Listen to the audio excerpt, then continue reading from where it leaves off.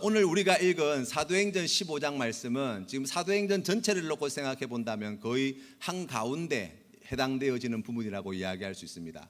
특별히 예루살렘 교회가 일어나고 거기에서 심한 박해로 말미암아 온 이 로마 제국으로 흩어졌던 이 그리스도인들이 주의 복음을 전할 때에 이제 제국 곳곳에 주님의 몸된 교회가 세워지고 특별히 안디옥 교회가 힘을 얻어서 하나님께 주시는 그 귀한 은혜로 말미암아 놀라운 부흥을 이루게 되고 성령께서 그 교회 가운데 귀한 비전을 주실 때 예수 그리스도의 복음을 들고 열방을 향해 나아갈 선교의 비전을 주시고 우리가 잘 알고 있는 사랑하는 바나바와 바울이 그 귀한 복음의 사명을 가지고 1차 선교 여행을 마치고 돌아온 때 그 이후에 있었던 말씀이 바로 이 15장 말씀이에요. 예루살렘 공의회가 모여졌습니다. 다시 말하면 그때 당시에 예루살렘 지역에 있던 여러 교회들과 흩어졌던 여러 교회들을 대표하는 대표자들이 한자리에 모여서 여러 가지를 의논하는 그러한 기회를 가졌다는 거예요. 오늘 성경 말씀에 보면은 이 이스라엘 백성들이 이제 하나님께 주시는 놀라운 은혜로 말미암아 예수 그리스도의 복음을 듣고 교회가 세워지고 또 그 가운데 놀라운 성령의 역사가 나타나는 와중에 이 특별히 교회 안에 닥쳤던 두 가지 큰 신학적인 문제가 발생했어요. 그 첫 번째는 무엇이냐면 이방인에게 복음을 전하는 것이 합당하냐라는 문제였습니다. 다시 말하면 이스라엘 백성들은 믿음의 조상 아브라함 때부터 시작하여서 그 믿음의 계보를 이어가는 혈통적으로 믿음의 계보를 이어가는 사람들이라는 확신이 있었어요. 그래서 자신들은 이제 하나님께서 택한 백성이요 하나님께서 구원하시는 그러한 백성의 자격을 갖추었다고 믿고 있었고 그와 같은 믿음으로 하나님 앞에 제사를 드리고 율법의 말씀을 지키고 할례를 행하는 그러한 귀한 신앙의 삶을 살아왔던 사람들이라고 이야기할 수 있어요. 그런데 이제 주님의 복음을 들고 예루살렘 교회가 흩어지면서 나아갈 때 그 가운데 이제 이방인들에게 전도를 하는 놀라운 일들이 나타났고 이방인들 가운데 속에서 예수를 믿는 일들이 나타나게 되어진 것이죠. 이들이 가지고 있던 원래 고정관념에 의하면 이 이방인들은 멸망당하는 자들이에요. 다시 말하면 하나님께서 택한 백성이 아닌 거예요. 심판의 진노의 자식들이라고 이야기할 수 있습니다. 그런데 그들에게 복음을 전하는 것이 정말 하나님께서 기뻐하시는 일인가라는 질문을 가지게 되었죠. 그러나 우리가 잘 알고 있는 고넬료에게 복음을 전하였던 사도 베드로 뿐만 아니라 사마리아 지역에서 복음을 전하였던 빌립 집사님 그와 같은 성령의 강력하신 역사에 대한 보고를 듣게 될 때 이방인에게도 우리에게 임하신 성령이 그들에게도 함께 하시고 우리를 구원하시는 하나님의 복음이 그들도 구원하시는 복음이 되는구나 라는 결론에 이르게 되어진 거예요. 그런데 그와 같은 일들이 일어나고 난 다음에도 여전히 해소되지 않은 한 가지 문제가 있었는데 그것은 무엇이냐면 율법과 할례의 문제였습니다. 우리가 잘 알고 있는 대로 구약 성경의 말씀은 하나님께서 주신 말씀이에요. 그 말씀 가운데 기록되어져 있는 여러 가지 계명들 그 계명들은 하나님께서 우리에게 특별히 이스라엘 백성들에게 주신 계명의 말씀이에요. 그렇기 때문에 그 말씀 한 절 한 절은 다 거룩한 말씀이고 진리의 말씀이고 우리를 구원하시기 위하여 복주시기 위하여 주신 말씀이라고 이야기할 수 있어요. 그렇기 때문에 이 유대인들 가운데에 이 예수님의 복음을 듣고 이제 그리스도인이 되어진 많은 유대인들 가운데 어떤 생각이 있었냐면 예수를 믿는 모든 사람들은 이 율법의 말씀을 무시해서는 안 된다는 거예요. 우리가 그동안 전통적으로 지켜왔고 모세 때부터 지켜오고 우리가 그 말씀을 하나님의 말씀으로 들어왔으니 우리가 예수님을 믿고 난 다음에도 동일하신 하나님 아버지를 믿는 자들이니 그 말씀을 당연히 지키는 것이 옳다라고 생각했던 거예요. 그러면서 그 말씀 가운데에 특별히 이스라엘 백성이 이스라엘 백성으로서의 정체성을 표시하는 이 할례 또한 반드시 지키는 것이 옳다라고 생각하는 유대인들이 많았다는 거예요. 그래서 오늘 성경 말씀 15장 1절부터 이렇게 나와 있어요. 어떤 사람들이 유대로부터 내려와서 형제들을 가르치되 너희가 모세의 법대로 할례를 받지 아니하면 능히 구원을 받지 못하리라 하니 바울 및 바나바와 그들 사이에 적지 아니한 다툼과 변론이 일어난지라 라고 말씀하고 있는 거예요. 이 이스라엘 백성들 가운데 특별히 이 유대인들 가운데에 이 율법의 말씀을 지키는 것은 단순히 그냥 하나님의 말씀이니까 지켜야 된다는 거 아니라 이 이방인들에게도 율법과 할례를 요구하게 되어진 근본된 이유는 바로 그것이 구원과 직결되는 것이라고 믿었기 때문입니다.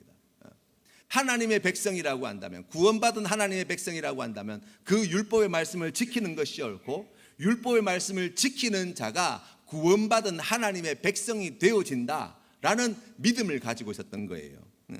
그렇기 때문에 이 이방인들 가운데 율법의 말씀을 지키지 않고 할례를 받지 않는 사람들을 바라볼 때 얼마나 그것이 당황스럽고, 그렇지 않은 이방인들을 대할 때 얼마나 불편했겠어요.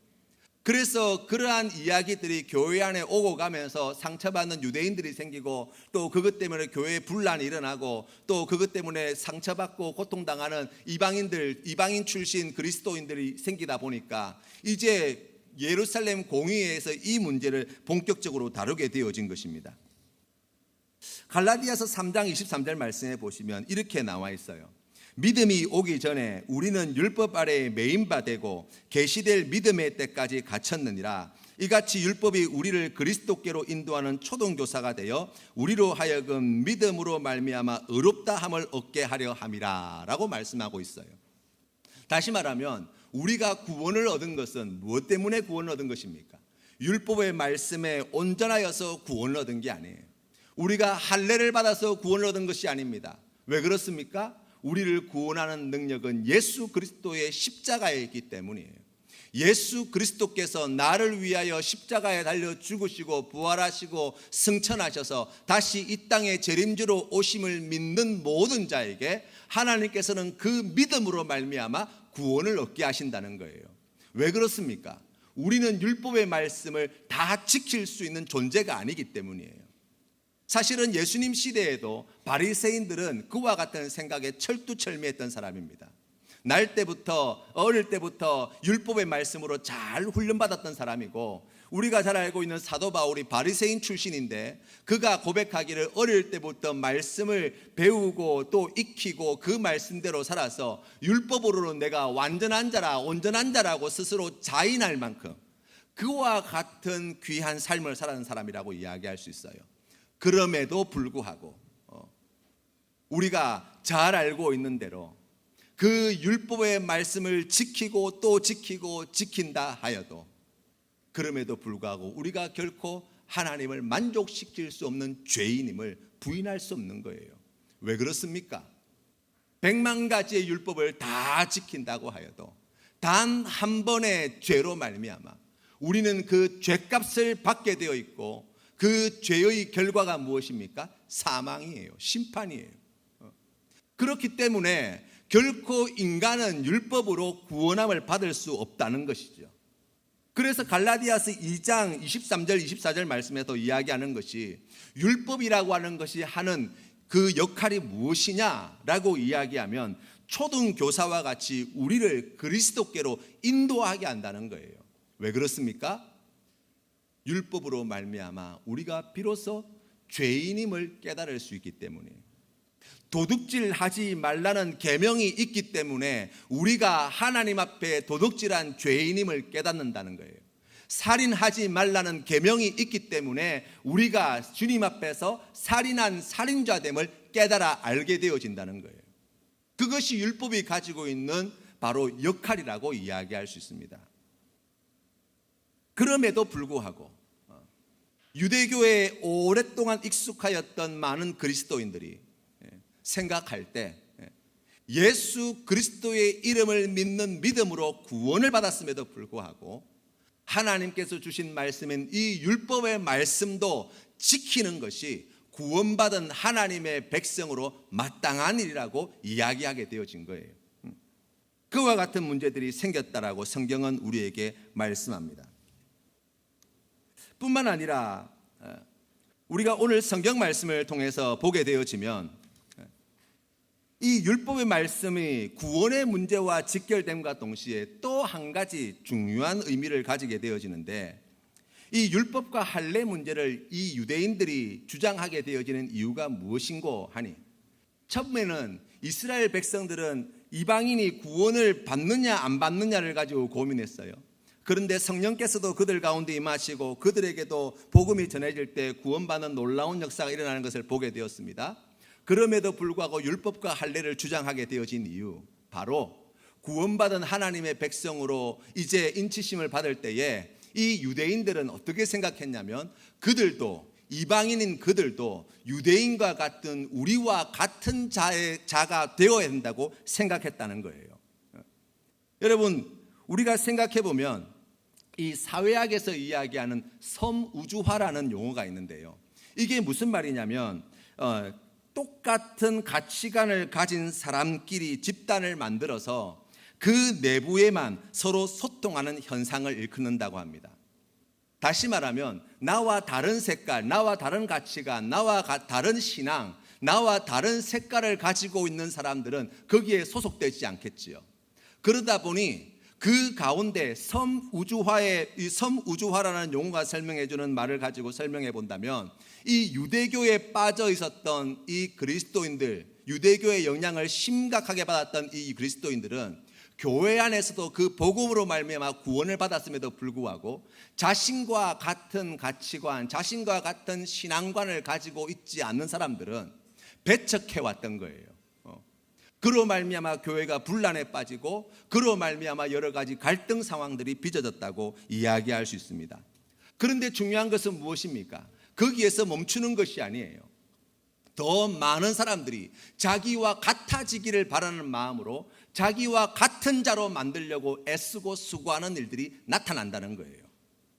그래서 교회 안에서 오랫도록 신앙생활을 해왔던 이 유대교 출신 그리스도인들은 하나님의 말씀을 예전부터 알고 있었던 사람이잖아요. 그러니 자신이 걸어왔던 그러한 삶의 이력을 가지고 이제 이방인에서 이제 다른 우상을 섬기다가 그리스도인이 되었던 이 이방인 출신 그리스도인들에게 하나님의 말씀에 대해서 자신이 더 잘 알고 있다고 주장을 하고, 그와 같이 자기가 알고 있는, 자기가 가지고 있는 기준에 합당한 그리스도인이 되기를 강요한 사건이라고 이야기할 수 있습니다. 2차 세계대전은 누가 일으켰습니까? 독일의 히틀러가 일으켰어요. 거기에 보시면 그때 당시에 제3제국이라고 하는 나치당은 이 독일의 모든 권력을 다 걸머쥐고 있던 사람들입니다. 그리고 그 가운데에 특별히 히틀러는 제국의 모든 일을 책임지고 모든 것을 결정하였고 독일 국민의 운명을 좌지우지할 만한 권력을 가지게 되었어요. 그것도 합법적으로 말입니다. 그런데 중요한 것은 무엇입니까? 그러한 독일의 새로운 신격화되어진 자신의 지위와 권력을 이용하여서 어떻게 하였습니까? 전 유럽을 전쟁의 도가니로 밀어넣게 되어지고, 그 가운데에 자기가 가지고 있는 이 권력을 유지하기 위해서 무엇을 이야기합니까? 이 게르만족의 그 민족의 순수성을 갖다가 숭상하게 되어지고, 그 게르만족의 번영과 성공의 가장 걸림돌이 되어지는 유태인들을 갖다가 심하게 학살하는 범죄를 저지르게 되어지죠. 다시 말하면 나와 같지 않은 사람들에 대한 차별과 나와 같지 않은 사람들에 대한 그러한 공격성이 역사 가운데 가장 폭력적으로 드러난 사건, 바로 그것이 2차 세계대전의 비극이라고 이야기할 수 있어요. 그러나 그것이 그때만 그친 이야기는 아니지요. 우리 교회 안에서도 충분히 그러한 일들이 있어 왔다는 것을 이야기합니다. 다시 말하면 하나님께서 기뻐하시는 그 놀라운 구원의 은혜를 입었음에도 불구하고 옆에 있는 우리의 믿음의 형제 자매들을 바라보게 될 때 나 같지 않은 사람들, 내 생각처럼 신앙생활을 하지 않는 사람들에 대하여 우리가 그들을 평가하고 그들에게 조언하고 그들을 고치려고 하고 바꾸려고 하는 일들 말입니다. 교회 안에는 참으로 많은 사람들이 있습니다. 다 각자 그 모양과 형편이 다 다르게 생겼고, 바로 그와 같은 다양한 사람들이 모여 있는 곳이 교회라고 이야기할 수 있어요. 그런데 이 교회는 예수님의 몸이잖아요. 몸의 각 지체를 이룬다고 말씀하지 않습니까? 다시 말하면 이처럼 다양한 사람들이 함께 모여서 주님의 한 몸을 이룬다고 성경은 우리에게 이야기하고 있어요. 그것이 바로 교회의 모습이에요. 어찌 생각해 보면 나와 다른 것이 당연한 것이라고 이야기할 수 있고, 나와 다른 색깔과 가치관을 가진 사람들이 만나 함께 하는 곳이 교회라고 이야기할 수 있어요. 이 유대인들이 가지고 있던 이러한 생각들, 이방인들을 스스로 잘못되었다고 정죄하고 그것을 고치려고 했던 그러한 생각들은 사도 베드로도 마찬가지였어요. 갈라디아서 2장 말씀해 보시면 이 사도 베드로가 어느 날 안디옥 지방에 오게 되었는데, 그때 그곳에 있는 이방인들과 함께 식사를 하게 되었어요. 그런데 마침 그때 이 야고보 사도가 보낸 사람들이 그 식사 자리에 함께 오게 되어진 거예요. 그때 그곳에 있던 베드로가 당황하지요. 깜짝 놀라지요. 그리고 그 자리를 서둘러 당황하여서 떠났다고 기록해 놓고 있어요.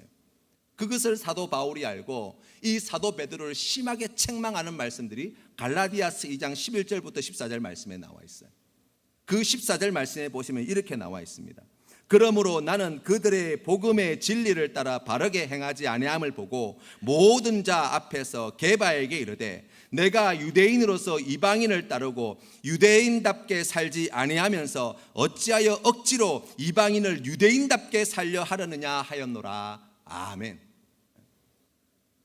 사도 베드로조차 이 유대인들이 가지고 있던 고정관념, 이방인을 유대인답게 만들려고 했던 그러한 생각에 사로잡혀서 이와 같은 실수를 저질렀다고 이야기한다면, 일반 평신도들 가운데 그와 같은 일들은 얼마나 공공연하게 만연되어져 있었는가 우리가 상상할 수 있습니다.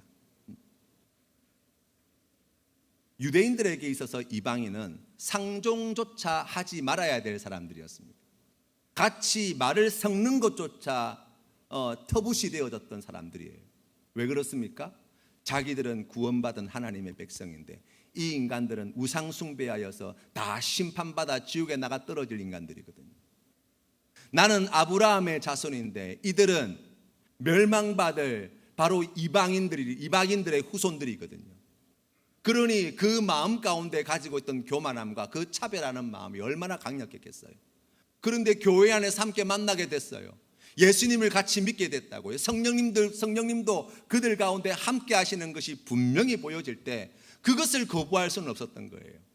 그래서 뭘 요구한다고요? 유대인같이 되어라고 요구하는 거예요. 이것을 하나님께서 기뻐하지 않으신다라고 말씀해 주시는 것입니다. 교회는 어떤 곳입니까? 교회는 하나님의 은혜 안에서 일치를 이루는 곳이라고 이야기할 수 있습니다. 모든 사람들이 똑같은 생각, 똑같은 마음, 또 똑같은 신앙의 색깔을 가지고 있는 회기라를 이야기하는 것이 아니에요. 다 다름에도 불구하고 하나님께서는 예수 그리스도의 한 몸을 이루는 일치하는 공동체로 만들어주시고 불러주신 곳이 바로 교회라고 이야기할 수 있어요. 그렇기 때문에 우리에게 맡겨주신 그 귀한 뜻을 생각해 본다면, 다른 사람이 나와 같지 않은 것에 대해서 우리가 가지는 그러한 마음들, 바로 그것은 하나님께서 기뻐하시는 마음이 아니라 그것은 하나님께서 우리에게 요구하시는 말씀과도 너무나 다른 말씀이라고 이야기할 수 있습니다. 에베소서 4장 1절 말씀에 이렇게 말씀합니다. 그러므로 주 안에서 갇힌 내가 너희를 구원하노니 너희가 부르심을 받은 일에 합당하게 행하여 모든 겸손과 온유로 하고 오래 참음으로 사랑 가운데서 서로 용납하고 평안에 매는 줄로 성령이 하나 되게 하신 것을 힘써 지키라. 몸이 하나요 성령도 한 분이시니 이와 같이 너희가 부르심의 한 소망 안에서 부르심을 받았느니라. 주도 한 분이시요 믿음도 하나요 세례도 하나요 하나님도 한 분이시니 곧 만유의 아버지시라. 만유 위에 계시고 만유를 통일하시고 만유 가운데 계시도다. 아멘. 바로 한 아버지 하나님을 믿는 자들입니다. 바로 한 성령의 세례를 받았습니다. 우리가 함께하는 이 귀한 말씀은 동일한 말씀을 우리가 받은 자가 되어졌다고 이야기합니다. 그렇기 때문에 우리가 그리스도 예수 안에서 하나가 되어지는 것은 교회가 걸어가야 할 바로 그 방향이라고 이야기할 수 있는 거예요. 그럼에도 불구하고 우리의 마음 가운데 어떤 생각이 있다고요? 약한 자들과 또 우리의 눈에 보기에 합당치 않게 보이는 자들과 또 나와 다른 생각을 가진 자들과 나와 다른 신앙의 가치를 가진 자들과 우리가 그러한 자들을 우리 마음 안에서 장벽을 쌓고 그들이 나와 같이 되지 않는 것을 불편하고 아파하고 괴로워하는 우리의 모습들을 발견한다고요. 하나님께서 기뻐하시는 뜻이 무엇입니까?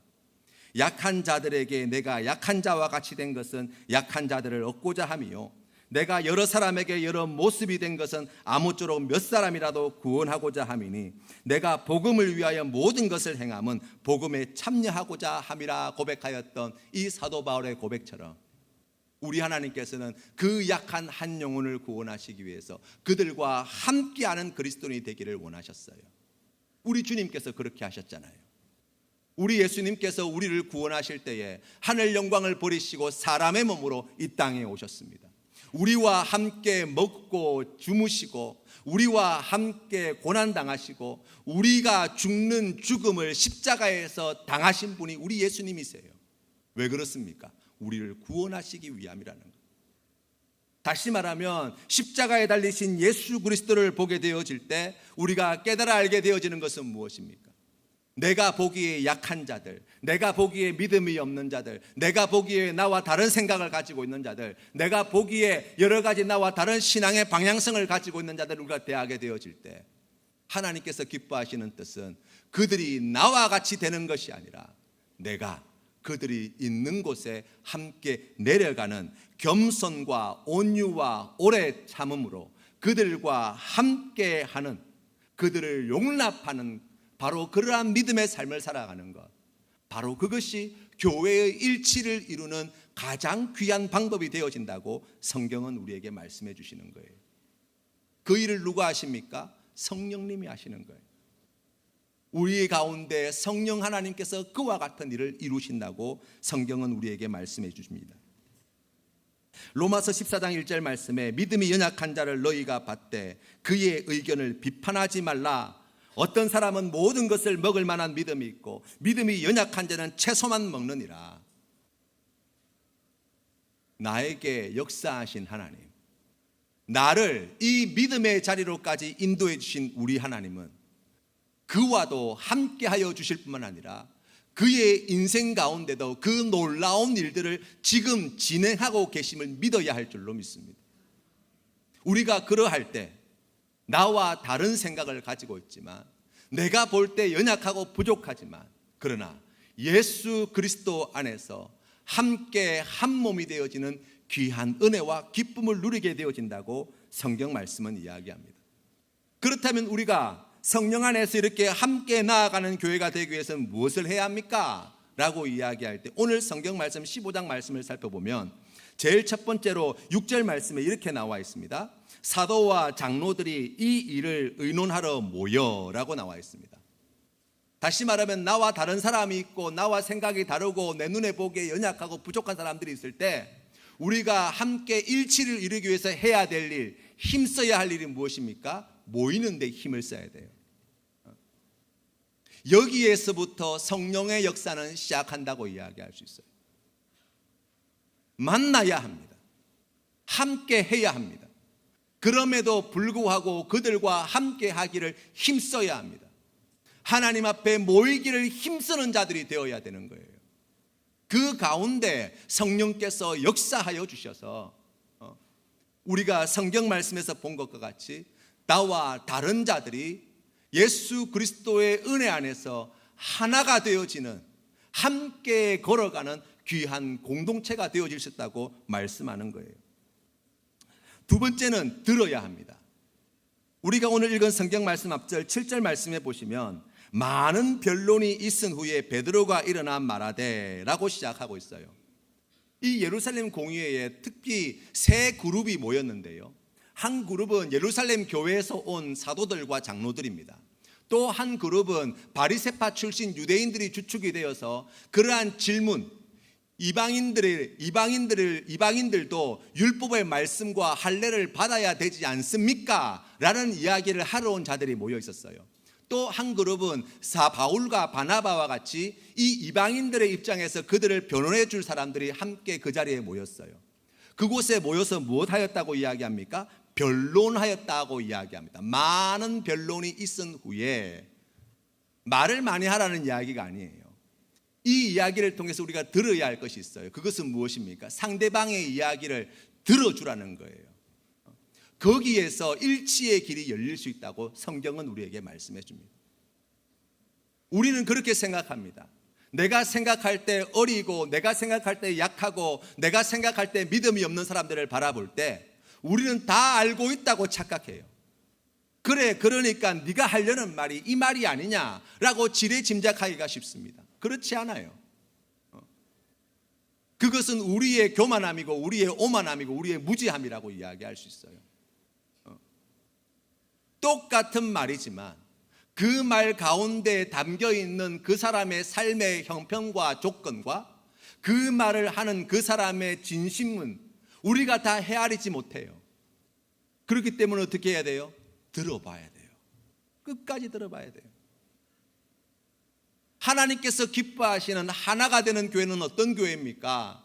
끝까지 들어주는 사람들이 많은 교회가 바로 이와 같은 귀한 교회가 되어질 줄로 믿습니다. 내 하고 싶은 말을 자꾸 말하려는 사람들이 많은 교회가 아니라 특별히 연약하고 부족해 보이는 그러한 자들이 자신들의 이야기를 끝까지 할 수 있도록 들어주는 사람들이 많은 교회, 바로 그 교회가 성령 안에서 하나 되어지는 길을 걸어가는 교회라고 이야기할 수 있어요. 사랑하는 성도님, 우리 센텀 장로교회는 듣는 데 힘쓰는 교회가 되어야 할 줄로 믿습니다. 말하는 데 힘쓰는 교회가 아니라, 가르치는 데 힘쓰는 교회가 아니라, 고치려고 애쓰는 데 힘쓰는 교회가 아니라, 그들의 마음이 담겨있는, 그들의 삶이 담겨있는 그 이야기에 끝까지 귀 기울여주는 교회가 되어야 할 줄로 믿습니다. 그럴 때 성령께서 역사하시는 거예요. 그럴 때 성령께서 은혜 안에 하나가 되게 해주시는 놀라운 은혜를 우리 센텀 장로교회에 부어주실 줄로 믿습니다. 모르는 것을 알기 위해서는 지금 알지 못하는 것을 접해야 하죠. 여러분, 그렇지 않습니까? 모르는 것을 알기 위해서는 그 모르는 것을 접하는 것에서부터 배움은 시작되는 거예요. 배우게 되어질 때 우리가 다 배워서 안다는 것은 무엇을 의미합니까? 바로 내 삶이 변화되었음을 의미하는 거예요. 여기에서 배움의 결과가 만들어진다고 이야기할 수 있어요. 여러분, 우리가 만나는 그 한 사람 한 사람을 생각해 보십시오.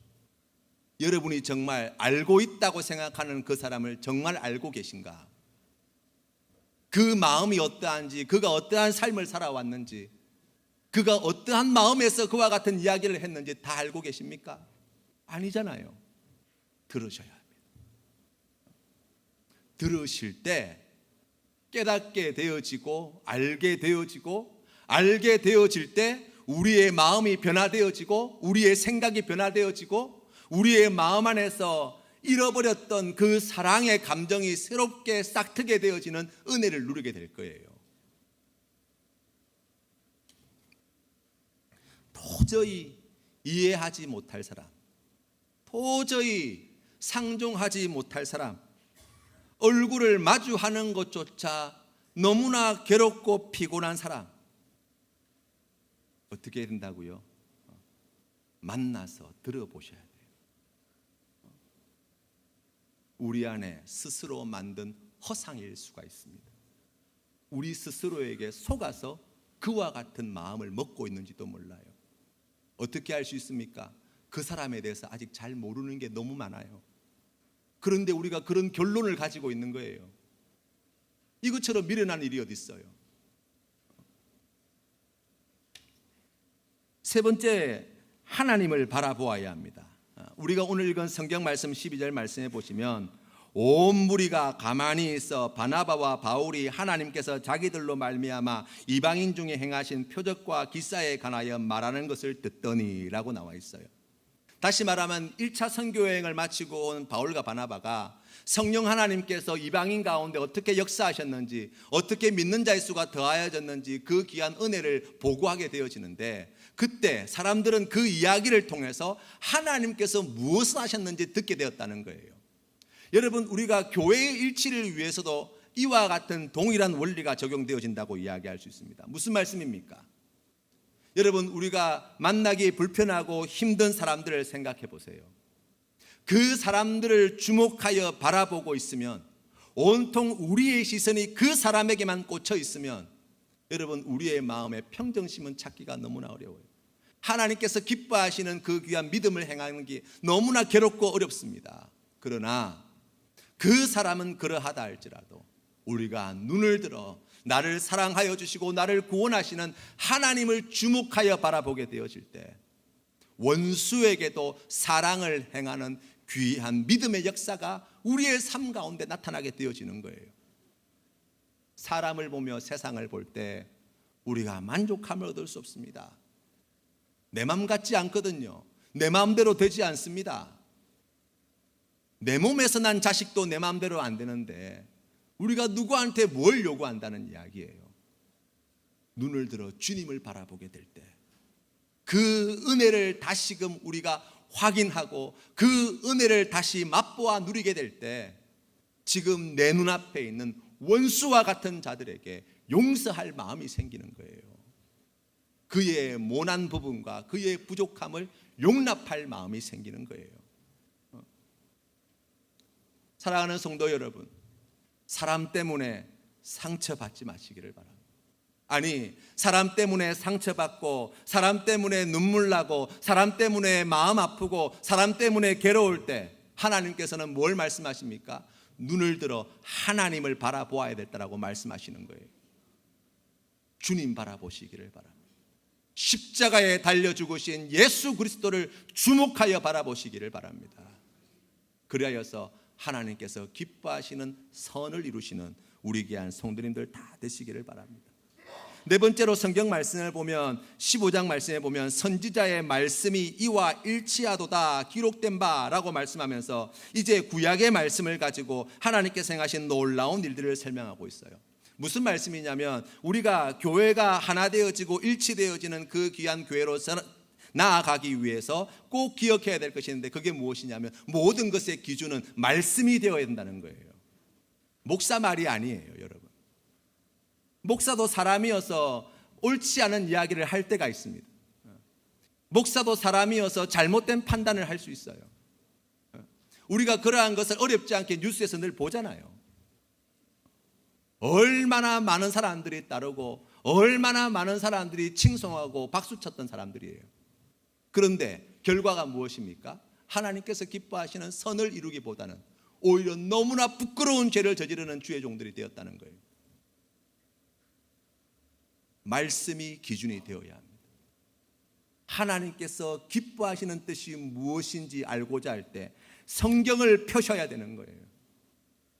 그리고 그 말씀을 확인하고 그 말씀 가운데 순종함으로 나아갈 때, 그때 하나님께서 주시는 놀라운 은혜, 주님의 몸된 교회가 말씀 위에 든든히 서서 예수 그리스도 안에서 하나 되어지는 능력 있고 건강한 교회로 성장해 나간다고 성경 말씀은 우리에게 가르쳐 줍니다. 끝으로 이 모든 일들은 누군가에게 짐을 지우는 것이 아니라 짐을 덜어주는 것이 되어야 하고, 누군가를 괴롭게 하는 일이 아니라 누군가에게 기쁨과 평안을 주는 일이 되어야 합니다. 우리가 오늘 읽은 19절 말씀에 그러므로 내 의견에는 이방인 중에서 하나님께로 돌아오는 자들을 괴롭게 하지 말고 라고 말씀하셨고, 28절 말씀에는 성령과 우리는 이 요긴한 것들 외에는 아무 짐도 너희에게 지우지 아니하는 것이 옳은 줄 알았노니 아멘. 여러분, 우리가 약한 사람, 강한 사람, 오래 믿은 사람, 이제 막 믿은 사람들이 함께하는 공동체예요. 여러분, 이 함께하는 공동체가 함께 가기 위해서는 여러분 누구에게 발을 맞춰야 되는 것입니까? 약한 자예요. 그렇게 할 때 함께 갈 수 있는 거예요. 누군가에게 과도한 짐을 지우는 것은 하나님께서 기뻐하시는 일이 아닙니다. 누군가를 괴롭게 하면서 하나님의 일을 한다는 것은 하나님께서 원하시는 일이 아니에요. 오히려 함께하는 우리 귀한 믿음의 성도님들이 그 수고롭고 무거운 짐을 내려놓도록 만들어주는 것, 그 괴로움을 바꾸어서 기쁨과 평안으로 바꾸는 일들로 우리가 나아가야 한다고 성경 말씀은 우리에게 이야기합니다. 우리 센텀 장로교회가 이곳에 세워진 존재 이유가 바로 여기에 있습니다.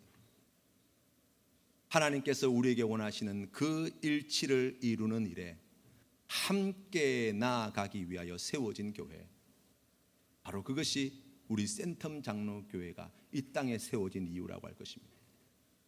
옆에 있는 우리의 믿음의 형제 자매들이 이곳에 함께 모여 있는 이유가 있습니다.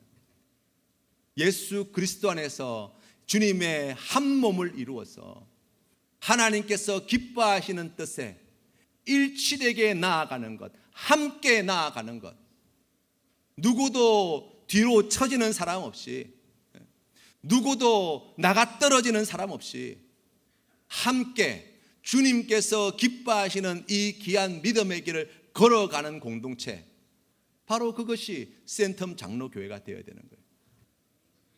이를 위해서 하나님께서 우리에게 직분을 주셨고, 이를 위해서 우리에게 놀라운 은혜와 능력을 베풀어 주셨고, 이를 위해서 우리를 다른 사람들보다 먼저 예수 믿는 자로 불러주셨다고 성경은 말씀하고 있는 거예요.